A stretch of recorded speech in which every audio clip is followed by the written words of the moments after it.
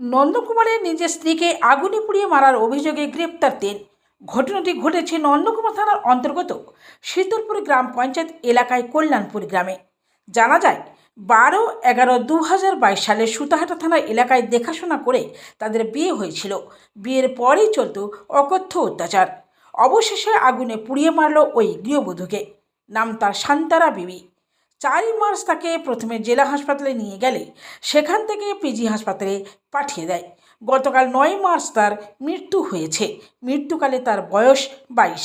এই ঘটনার পরিপ্রেক্ষিতে গৃহবধূর বাবার বাড়ির লোকজন তাকে পুড়িয়ে মারার অভিযোগ করে নন্দকুমার থানায়।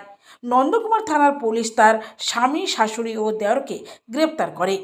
আজ তাদের কোর্টে তোলা হলে 3 দিনের পুলিশি হেফাজতের নির্দেশ দেন কোর্ট। এই ঘটনায় এলাকায় শোকের ছায়া।